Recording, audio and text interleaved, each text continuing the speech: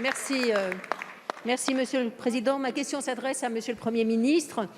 Les chiffres terrifiants du rapport Sauvé sur les crimes sexuels dont ont été victimes plus de 5 millions de mineurs de tous milieux en France entre 1950 et 2020, dont 330 000 dans le milieu ecclésial, font qu'il y a désormais un avant et un après les travaux de cette commission. La commission indépendante sur l'inceste et les violences sexuelles dénonce de son côté près de 22 000 enfants victimes de violences commises par leur père. Selon le premier avis rendu, 1 700 personnes seulement auraient été poursuivies. Punir les coupables et soigner les prédateurs pour éviter la récidive sont impératifs. Mais l'intérêt supérieur de l'enfant commande que la prévention et la vigilance soient la règle dans tous les secteurs, publics et privés. Il nous faut investir la question de la sexualité, aider les jeunes à construire une autre image du rapport à l'autre, au corps et à son propre corps. Et dans un autre registre, il nous faut, après avoir ouvert l'aide juridictionnelle garantie aux enfants, rendre quasi systématique la procédure contradictoire et la présence de l'avocat dans les dossiers douloureux de l'aide sociale à l'enfance, pour l'enfant, pour les parents, non pour judiciariser, mais pour faciliter le dialogue et sans doute libérer la parole. L'indifférence cruelle ne peut prospérer. C'est la première intention de cette intervention, de dire que ce drame sociétal est une cause nationale et qu'en tant que telle, elle exige que l'on s'en empare à tout niveau dès à présent, avec une détermination à la hauteur de la défense de notre République et des enfants de notre République.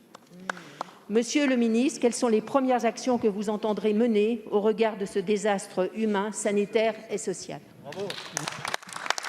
Bravo. La parole est à monsieur Éric Dupond-Moretti, garde des Sceaux, ministre de la Justice. Monsieur le Président, Mesdames, Messieurs les députés, Madame la députée Cécile Untermaier, la justice a un impérieux devoir, un double devoir, devrais-je dire, face à ces affaires d'inceste, face à ces agressions sexuelles dont vous avez rappelé l'existence.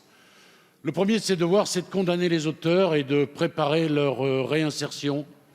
Le deuxième de ces devoirs, c'est d'accompagner au mieux les enfants qui ont été victimes, parce que l'on sait que le processus judiciaire, que la procédure pénale est souvent une cruauté pour ces victimes et qu'il convient bien sûr de les accompagner au mieux avec toute l'humanité dont la justice doit se montrer capable.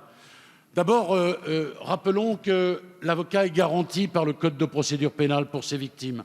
L'administrateur ad hoc, la spécialisation des procureurs de la République, des magistrats également. Rappelons que le gouvernement a porté avec enthousiasme la PPL Billon, que vous avez votée dans une très très grande majorité. Que dit ce texte ?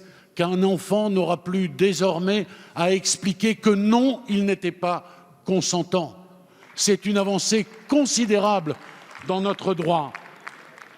Nous avons également allongé les prescriptions. C'est Marlène Schiappa qui a porté ce texte et elle avait bien raison et vous avez voté ce texte. Désormais, la parole pourra se libérer un peu plus tard encore, parce que nous savons à quel point c'est toujours difficile de dire les choses. J'ai pris une circulaire comminatoire pour demander au procureur de la République de rechercher, lorsqu'une dénonciation intervient, s'il y a d'autres victimes, de façon à ce qu'on puisse naturellement les prendre en compte et les prendre en charge. Le gouvernement a étendu les unités d'urgence psychiatrique d'enfance en danger. Ce sont des gens qui sont spécialisés dans le recueil de la parole de l'enfant. Et on sait, vous savez, Madame la députée, à quel point c'est difficile de recueillir la parole d'un enfant qui a été victime de tels faits. J'ajoute que nous avons formé davantage de magistrats, que le ministre de l'Intérieur s'est préoccupé de la formation des gendarmes et des policiers pour le recueil de la parole de l'enfant. S'agissant du rapport Sauvé, j'ai demandé à ce que des protocoles